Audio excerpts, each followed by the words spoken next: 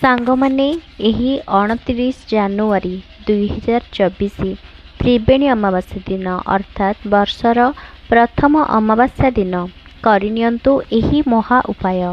ଲୁଣର ଏହି ଉପାୟଟିକୁ କରିବା ଦ୍ୱାରା ଆପଣଙ୍କ ଘରୁ ସମସ୍ତ ନକାରାତ୍ମକ ଶକ୍ତି ନଷ୍ଟ ହୋଇଯିବ ଏବଂ ଆପଣଙ୍କ ଗୃହରେ ସକାରାତ୍ମକ ଶକ୍ତିର ସଞ୍ଚାର ହେବ। ଯେଉଁ ଘରେ ସର୍ବଦା ନକାରାତ୍ମକ ଶକ୍ତି ରହିଥାଏ ସେଠାରେ କେବେ ବି ଦେବାଦେବୀମାନଙ୍କର ବାସ ହୋଇନଥାଏ। ଆଉ ଯେଉଁ ଘରେ ଦେବାଦେବୀମାନେ ବାସ କରିନଥାନ୍ତି ସେଠାରେ କେବେ ବି ଶାନ୍ତି ନଥାଏ, ସୁଖ ନଥାଏ, ଉନ୍ନତି ସମୃଦ୍ଧି ଏସବୁ କେବେ ବି ସେଠାରେ ନଥାଏ, କାରଣ ସେହି ଘରେ କେବେ ବି ମା ଲକ୍ଷ୍ମୀ ବାସ କରିନଥାନ୍ତି। ତେବେ ସାଙ୍ଗମାନେ, ଆପଣଙ୍କ ଗୃହର ଉନ୍ନତି ପାଇଁ ଆପଣଙ୍କର ଘରର ପରିବେଶକୁ ମଧ୍ୟ ସକାରାତ୍ମକ ରଖିବା ପାଇଁ ପଡ଼ିବ। ତେଣୁ ଆପଣ ଯଦି ଏହି ଉପାୟଟିକୁ ପ୍ରୟୋଗ କରିଦେଉଛନ୍ତି, ନିଶ୍ଚିତ ଭାବରେ ଆପଣଙ୍କ ଘରେ ଯେଉଁ ନକାରାତ୍ମକ ଶକ୍ତି ସବୁ ନଷ୍ଟ ହୋଇଯିବ ଏବଂ ଆପଣଙ୍କ ଘରେ ସକାରାତ୍ମକ ଶକ୍ତିର ସଞ୍ଚାର ହେବ, ଯାହାଫଳରେ କି ଆପଣଙ୍କ ଘରେ ମାତା ଲକ୍ଷ୍ମୀ ସ୍ଥାୟୀ ରୂପେ ବାସ କରିବେ ଏବଂ ଏହା ଫଳରେ ଆପଣଙ୍କ ଘରର ଉନ୍ନତି ହେବା ସହିତ ଆପଣଙ୍କ ଘରେ ଧନଧାନ୍ୟର ମଧ୍ୟ ବୃଦ୍ଧି ହେବ। ମୁଁ ଆଜି ଆପଣମାନଙ୍କୁ ଲୁଣର ଏକ ଚମତ୍କାରୀ ଉପାୟ ବିଷୟରେ କହିବା ପାଇଁ ଯାଉଛି ସାଙ୍ଗମାନେ, ଯାହା ଆପଣଙ୍କ ଜୀବନରେ ଏକ ବହୁତ ବଡ଼ ପରିବର୍ତ୍ତନ ଆଣିପାରିବ। ହଁ ସାଙ୍ଗମାନେ, ଆପଣମାନଙ୍କୁ ଏହି ଭିଡ଼ିଓଟି ବହୁତ ଲାଭଦାୟକ ହେବ। ତେଣୁ ଆପଣମାନେ ଭିଡ଼ିଓଟିକୁ ସ୍କିପ୍ ନ କରିକି ଶେଷ ଯାଏ ନିଶ୍ଚିତ ଦେଖନ୍ତୁ। ସ୍କିପ୍ କରିବା ଦ୍ୱାରା ଆପଣମାନେ ଭିଡ଼ିଓଟିକୁ ସମ୍ପୂର୍ଣ୍ଣ ରୂପେ ଜାଣିପାରିବେ ନାହିଁ। ତେଣୁ ସାଙ୍ଗମାନେ, ଆପଣମାନେ ଭିଡ଼ିଓଟିକୁ ସ୍କିପ୍ ନ କରି ପ୍ରଥମରୁ ଶେଷ ଯାଏ ନିଶ୍ଚିତ ଦେଖନ୍ତୁ। ଭିଡ଼ିଓଟିକୁ ଆଗକୁ ନେବା ସାଙ୍ଗମାନେ, ତା ପୂର୍ବରୁ ଯେଉଁମାନେ ମୋର ଚ୍ୟାନେଲରେ ନୂଆ ଅଛନ୍ତି ଦୟାକରି ମୋର ଚ୍ୟାନେଲକୁ ସବସ୍କ୍ରାଇବ୍ କରିନିଅନ୍ତୁ। ତା ସହିତ ପାଖରେ ଥିବା ଯେ ବେଲ୍ ଆଇକନ୍ ରହିଛି ତାକୁ ପ୍ରେସ୍ କରି ଅଲ୍ ବଟନ୍ରେ କ୍ଲିକ୍ କରିଦିଅନ୍ତୁ ସାଙ୍ଗମାନେ, ଯାହାଦ୍ୱାରା ମୁଁ ଯେଉଁ ଭିଡ଼ିଓ ଅପଲୋଡ଼ କରିବି ସେଇଟା ଆପଣମାନେ ନୋଟିଫିକେସନ୍ ଦ୍ୱାରା ପାଇପାରିବେ। ଆଉ ମୁଁ ଆପଣମାନଙ୍କ ପାଇଁ ଏମିତି କିଛି ନୂଆ ନୂଆ ଭିଡ଼ିଓ ନେଇକି ଆସିବି।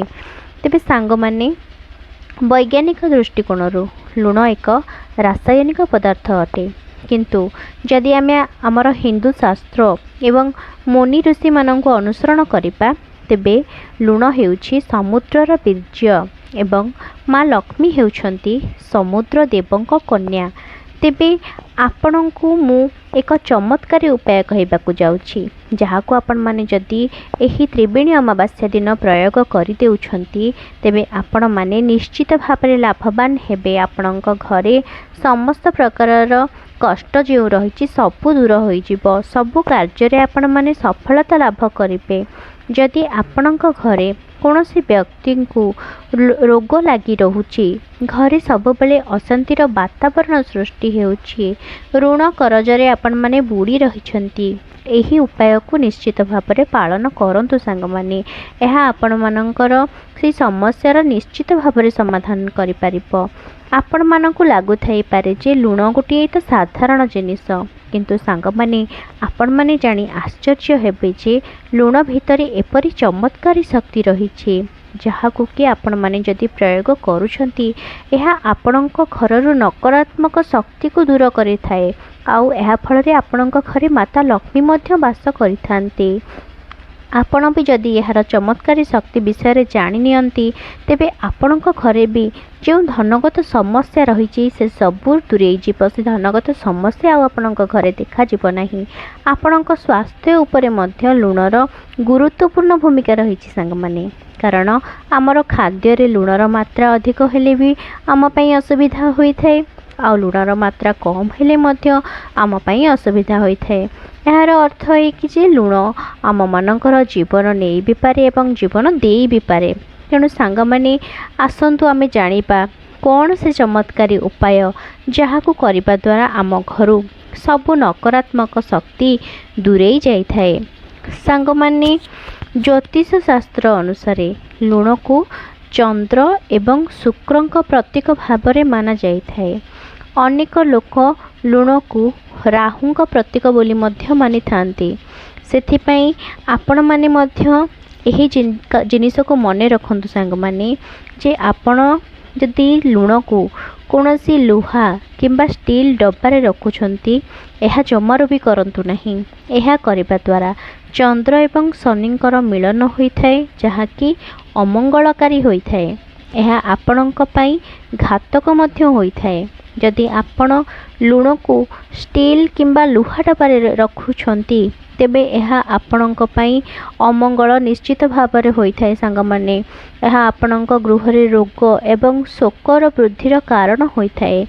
ଆପଣମାନେ ଲୁଣକୁ ପ୍ଲାଷ୍ଟିକ୍ ଡବାରେ ମଧ୍ୟ ରଖନ୍ତୁ ନାହିଁ। ସବୁଠାରୁ ଭଲ ଉପାୟ ଏହିକି ଯେ ଆପଣମାନେ ଲୁଣକୁ କାଚ ଜାରରେ ରଖନ୍ତୁ ବା କାଚ ଡବାରେ ରଖନ୍ତୁ। ଏହା କରିଲେ ଆପଣଙ୍କ ଘରେ ଯେଉଁ ନକାରାତ୍ମକ ଶକ୍ତି ରହିଛି, ଯେଉଁ ଗ୍ରହର କୁପ୍ରଭାବ ରହିଛି, ସେ ସବୁ ପଡ଼େ ନାହିଁ, ସେ ସବୁ ଦୂରେଇ ଯାଇଥାଏ। ସାଙ୍ଗମାନେ, ଯଦି ଜାଣତରେ ବା ଅଜାଣତରେ ଆପଣଙ୍କ ହାତରୁ ଲୁଣ ତଳେ ପଡ଼ିଯାଉଛି, ତେବେ ଏହା ମାନାଯାଇଥାଏ ଯେ ଏହା ଅଶୁଭର ସଂକେତ ହୋଇଥାଏ। ଯଦି ଲୁଣ ତଳେ ପଡ଼ିଯାଏ, ତେବେ ଏହା ଋଣ ବଢ଼ାଇବାରେ ସାହାଯ୍ୟ କରେ ବୋଲି ମନାଯାଇଥାଏ ଏବଂ ଘରେ ଅନେକ ସମସ୍ୟା ଦେଖା ଦେଇଥାଏ। ତେଣୁ ଯଦି ଲୁଣ ନେବା ପରେ ଆପଣମାନେ ହାତକୁ ବସ୍ତ୍ରରେ ପୋଛି ଦେଇଥାନ୍ତି, ଏହା ଜମାରୁ କରନ୍ତୁ ନାହିଁ। ଏହାକୁ ଯଦି ଆପଣ କରୁଛନ୍ତି, ଆପଣଙ୍କର ଋଣ ବଢ଼ିବାରେ ଏହା ମଧ୍ୟ ସାହାଯ୍ୟ କରିଥାଏ ବୋଲି ମନାଯାଇଥାଏ। ଯଦି ଲୁଣ ହାତ ହୋଇଥାନ୍ତି, ତେବେ ହାତକୁ ଆପଣ ପାଣିରେ ଧୋଇ ଦିଅନ୍ତୁ, ଆଉ ଯଦି ଲୁଣ ତଳେ ପଡ଼ିଯାଇଛି ତାକୁ ପାଣିରେ ପୋଛି ଦିଅନ୍ତୁ ବା ଓଦା କପଡ଼ା କରି ତାକୁ ପୋଛି ଦିଅନ୍ତୁ। କେବେ ବି ତଳେ ଲୁଣ ପକାନ୍ତୁ ନାହିଁ। ବସ୍ତ୍ରରେ ଲୁଣକୁ ଆପଣ ଲୁଣ ହାତ ହୋଇକି କେବେ ବି ଝାଡ଼ନ୍ତୁ ନାହିଁ ବସ୍ତ୍ରରେ, ଏହା ଅତ୍ୟନ୍ତ ଅମଙ୍ଗଳକାରୀ ହୋଇଥାଏ। ଆପଣ ଏହା କଲେ ଅନେକ ସମସ୍ୟା ଦେଖାଦେଇଥାଏ। ଏହାଦ୍ୱାରା ଚନ୍ଦ୍ର ଏବଂ ଶୁକ୍ରଙ୍କର କୁପ୍ରଭାବ ମଧ୍ୟ ପଡ଼ିଥାଏ।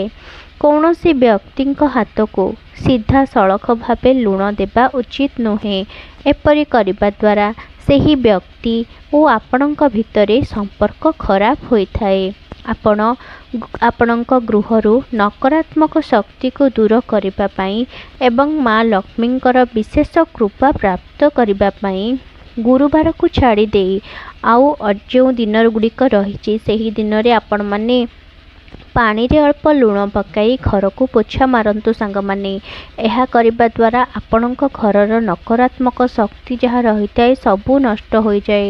କାରଣ ଆପଣଙ୍କ ଘରକୁ ଅନେକ ଲୋକ ଯିବା ଆସିବା କରିଥାନ୍ତି କିମ୍ବା ଆପଣ ବାହାରକୁ ଯାଇକି ମଧ୍ୟ ଖାଲି ପାଦରେ କୁଆଡ଼େ ଘରକୁ ପ୍ରବେଶ କରିଥାନ୍ତି, ସେଥିରେ ମଧ୍ୟ ଆପଣଙ୍କ ଘରକୁ କିଛି ନକାରାତ୍ମକ ଶକ୍ତି ଆସିଥାଏ। ଆଉ ଆପଣମାନେ ଯଦି ପାଣିରେ କିଛି ଲୁଣ ପକାଇକି ଘରକୁ ପୋଛା ମାରୁଛନ୍ତି, ଆପଣଙ୍କ ଘରୁ ନକାରାତ୍ମକ ଶକ୍ତି ସବୁ ନଷ୍ଟ ହୋଇଯାଇଥାଏ। ଆଉ ଏହା କରିବା ଦ୍ୱାରା ମା ଲକ୍ଷ୍ମୀ ମଧ୍ୟ ଆପଣଙ୍କ ଉପରେ କୃପାବୃଷ୍ଟି କରିଥାନ୍ତି। ଯଦି ସାଙ୍ଗମାନେ ଧନର ବୃଦ୍ଧି କରିବା ପାଇଁ ଚାହୁଁଛନ୍ତି, ଗୋଟିଏ ଭଲ ଉପାୟ ହେଉଛି ଗୋଟିଏ କାଚ ଗ୍ଲାସରେ ପୂର୍ଣ୍ଣ କରି ପାଣି ନିଅନ୍ତୁ, ଆଉ ସେହି ପାଣିରେ ଗୋଟିଏ ଚାମଚ ଲୁଣ ମିଶାଇ ସେହି ଗ୍ଲାସକୁ ନେଇ ନୈಋତ କୋଣରେ ରଖିଦିଅନ୍ତୁ। ଏପରି କରିବା ଦ୍ୱାରା ମା ଲକ୍ଷ୍ମୀ ଅତ୍ୟନ୍ତ ପ୍ରସନ୍ନ ହୋଇଥାନ୍ତି ଏବଂ ଏହା ଆପଣଙ୍କ ଘରେ ଧନ ବୃଦ୍ଧି କରିବାରେ ମଧ୍ୟ ସାହାଯ୍ୟ ହୋଇଥାଏ। ସାଙ୍ଗମାନେ, ବାଥରୁମରେ ଲୁଣ ରଖିବା ଉଚିତ, କାହିଁକି ନା ବାଥରୁମ ହେଉଛି ଏପରି ଏକ ସ୍ଥାନ ଯେଉଁଠାରେ କି ନକାରାତ୍ମକ ଶକ୍ତି ସଞ୍ଚାର କରିଥାଏ। ସାଙ୍ଗମାନେ, ନକାରାତ୍ମକ ଶକ୍ତି ସେଇଠାରେ ହିଁ ସୃଷ୍ଟି ହୋଇଥାଏ ଯେଉଁ ଜାଗାରେ ଅପରିଷ୍କାର ହୋଇଥାଏ। ଯେଉଁ ଜାଗା ଗୁଡ଼ିକ ଅପରିଷ୍କାର ରହିଥାଏ, ସେହିଠାରେ ହିଁ ନକାରାତ୍ମକ ଶକ୍ତି ସୃଷ୍ଟି ହୋଇଥାଏ। ତେଣୁ ଆପଣମାନେ ବାଥରୁମରେ ମଧ୍ୟ ଏକ କାଚ ଜାରରେ ଲୁଣ ରଖନ୍ତୁ। ଏହା ନକାରାତ୍ମକ ଶକ୍ତିକୁ ନଷ୍ଟ କରିଦେଇଥାଏ। ସାଙ୍ଗମାନେ, ଯଦି ଛୋଟ ପିଲାଙ୍କୁ ନଜର ଲାଗିଯାଇଥାଏ, ଏହି ନଜରକୁ କାଟିବା ପାଇଁ ଆପଣମାନେ ଲୁଣର ବ୍ୟବହାର କରିପାରିବେ।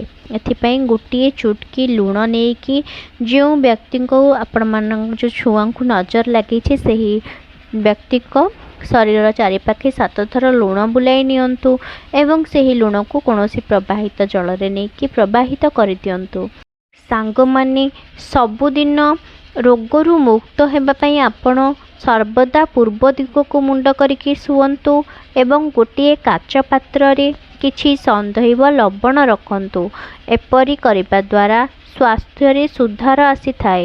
ମନେ ରଖନ୍ତୁ, ଏଥିପାଇଁ ଆପଣ କେବଳ ସନ୍ଦୈବ ଲୁଣର ହିଁ ବ୍ୟବହାର କରିପାରିବେ। ସାଧାରଣ ଲୁଣର କୌଣସି ପ୍ରଭାବ ରହିନଥାଏ। ସାଙ୍ଗମାନେ, ଯଦି ଆପଣମାନେ ସବୁଦିନ ଚିନ୍ତାରେ ରହୁଛନ୍ତି, ଆପଣଙ୍କୁ ସବୁବେଳେ ଅସ୍ତବ୍ୟସ୍ତ ଲାଗୁଛି ଏବଂ ଆପଣ କେବେ ବି ନିଜ ଭିତରେ ସ୍ଥିରତାକୁ ଅନୁଭବ କରିପାରୁନାହାନ୍ତି, ଏଥିପାଇଁ ଆପଣ ଗୋଟିଏ ଚୁଟକି ଲୁଣ ନିଅନ୍ତୁ, ନିଜ ମୁଣ୍ଡ ଚାରିପଟେ 7 ଥର ବୁଲେଇ ତାପରେ ସେହି ଲୁଣକୁ କୌଣସି ଗଛ ମୂଳରେ ପକାଇ ଦିଅନ୍ତୁ। ଏପରି କରିବା ଦ୍ୱାରା ମଧ୍ୟ ସମସ୍ତ ମାନସିକ ଚିନ୍ତା କମିବାକୁ ଲାଗିଥାଏ। ସାଙ୍ଗମାନେ, ଏବେ ଆସନ୍ତୁ ଜାଣିବା ଲୁଣର ସେହି ଚମତ୍କାରୀ ଉପାୟ ବିଷୟରେ, ଯାହାକୁ ଲୁଣ ଡବାରେ ରଖିବା ଦ୍ୱାରା ଆପଣଙ୍କ ଘରେ ମା ଲକ୍ଷ୍ମୀଙ୍କର କୃପା ବୃଷ୍ଟି ରହିଥାଏ ଆଉ ଆପଣଙ୍କ ଘରେ ଧନଧାନ୍ୟର ବୃଦ୍ଧି ହୋଇଥାଏ। ସାଙ୍ଗମାନେ, ପ୍ରଥମ ଉପାୟଟି ହେଉଛି ଲୁଣ ଡବାରେ ଆପଣମାନେ 5ଟି ଲବଙ୍ଗ ରଖିଦିଅନ୍ତୁ। ଲୁଣ ହେଉଛି ଶୁକ୍ରଙ୍କର ପ୍ରତୀକ ଏବଂ ଲବଙ୍ଗ ହେଉଛି ଶନିଙ୍କର ପ୍ରତୀକ। ଶୁକ୍ର ଏବଂ ଶନିଙ୍କର ମିଳନ ହେଲେ ଧନର ଯୋଗ ସୃଷ୍ଟି ହୋଇଥାଏ। ଜ୍ୟୋତିଷ ଶାସ୍ତ୍ର ଅନୁସାରେ ଶୁକ୍ର ଏବଂ ଶନି ପରମ ମିତ୍ର ଅଟନ୍ତି। ସେଥିପାଇଁ ସାଙ୍ଗମାନେ, ଯଦି ଆପଣମାନେ ଲୁଣ ଡବାରେ 5ଟି ଲବଙ୍ଗ ରଖିଦେଉଛନ୍ତି, ତେବେ କେବେ ବି ଆପଣଙ୍କ ଘରେ ଧନର ଅଭାବ ହୋଇନଥାଏ। ସବୁବେଳେ ଆପଣଙ୍କ ଘରେ ଧନ ଧାନ୍ୟରେ ବୃଦ୍ଧି ହୋଇଥାଏ। ଆପଣଙ୍କ ଘରେ ମାତା ଲକ୍ଷ୍ମୀଙ୍କର ଆଶୀର୍ବାଦ ରହିଥାଏ। ସାଙ୍ଗମାନେ, ଦ୍ୱିତୀୟ ଉପାୟଟି ହେଉଛି ଆପଣମାନେ ଲୁଣ ଡବାରେ 5ଟି ତୁଳସୀ ପତ୍ର ରଖିଦିଅନ୍ତୁ। ଯେହେତୁ ଲୁଣ ଶୁକ୍ରଙ୍କର ପ୍ରତୀକ ଏବଂ ତୁଳସୀ ପତ୍ର ବୁଧଙ୍କର ପ୍ରତୀକ ମନାଯାଇଥାଏ, କାରଣ ସବୁଜ ରଙ୍ଗ ବୁଧଙ୍କର ପ୍ରତୀକ ହୋଇଥାଏ। ଯେତେ ସବୁ ସବୁଜ ରଙ୍ଗର ବୃକ୍ଷ ମଧ୍ୟ ବୁଧଙ୍କର ପ୍ରତୀକ ହୋଇଥାନ୍ତି।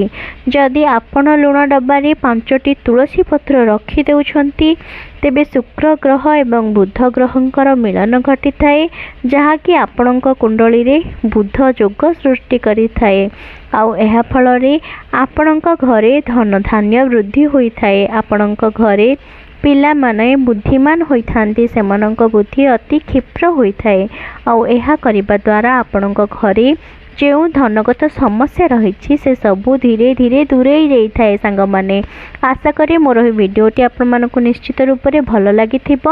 ଯଦି ଭଲ ଲାଗିଥାଏ ମୋର ଭିଡ଼ିଓକୁ ଗୋଟିଏ ଲାଇକ୍ କରନ୍ତୁ, ନିଜର ପ୍ରିୟଜନମାନଙ୍କୁ ଏହାକୁ ନିଶ୍ଚିତ ଭାବରେ ସେୟାର କରନ୍ତୁ ଆଉ ମୋର ଚ୍ୟାନେଲକୁ ସବସ୍କ୍ରାଇବ୍ କରିବା ପାଇଁ ଜମାରୁ ବି ଭୁଲନ୍ତୁ ନାହିଁ। ସାଙ୍ଗମାନେ, ନେକ୍ସଟ ଆଉ ଏକ ଟପିକ୍ ଆପଣମାନଙ୍କ ପାଇଁ ନେଇକି ଆସିବି। ସେତେ ପର୍ଯ୍ୟନ୍ତ ବିଦାୟ ଦିଅନ୍ତୁ। ରହିଲି, ନମସ୍କାର।